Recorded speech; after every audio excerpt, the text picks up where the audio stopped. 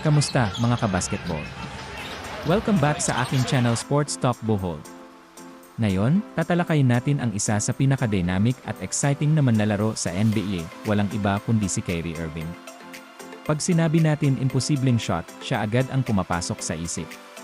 Ang mga malulupit na handles, acrobatic finishes, at matitinding tres, lahat ng yan parte ng laro ni Kyrie. Pero ano nga ba ang sikreto sa likod ng mga tila imposible niyang shot? Iyan ang pag-uusapan natin ngayon, kaya siguradong mag-enjoy kayo. Let's dive in!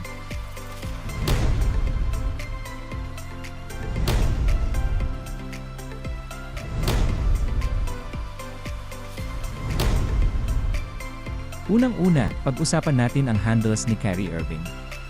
Kung mayroong listahan ng pinakamahusay na ball handlers sa kasaysayan ng NBA, siguradong nasa tuktok si Kyrie. Ang dribbling niya ay parang sayaw, at dahil dito, nagagawa niyang linlangin ang defender at makahanap ng espasyo kahit gaano kaliit. Tingnan niyo tong sequence kung saan binasag niya ang depensa gamit ang isang killer crossover at tumira ng isang off-balance fadeaway. Iyon lang ang kaunting espasyo na kailangan ni Kyrie para makapagpakawala ng isang imposibleng tira. Isa pa sa mga nagbibigay kay Kyrie ng kakayahan para gumawa ng imposibleng shot ay ang kanyang footwork. Kapag nasa ere o sa perimeter, nagagawa niyang mag-adjust gamit ang mabilis at malinis na galaw.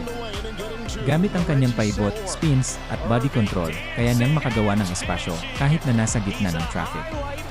Panoorin niyo tong play na to kung saan nag-spin siya papasok sa lane at tinapos ang tira habang parang pabagsak na. Parang mahirap paniwalaan, pero sa kanya, routine lang. Kung may isang bagay na talagang nagpapasikat kay Kyrie, ito ang kanyang finishing sa ilalim ng basket. Kahit gaano kalaki ang defender, kaya niyang mag-adjust at makagawa ng tira mula sa pinaka-imposibleng anggulo. Sa bawat atake sa basket, mapapansin mo ang mga acrobatic layups niya na parang imposible na, pero pumapasok pa rin. Tignan nyo tong layup niya kung saan tinapat siya ng isang 7-footer, pero gamit ang kanyang soft touch at mataas na arko, napasok pa rin niya ang tira. Huwag nating kalimutan ang kanyang range.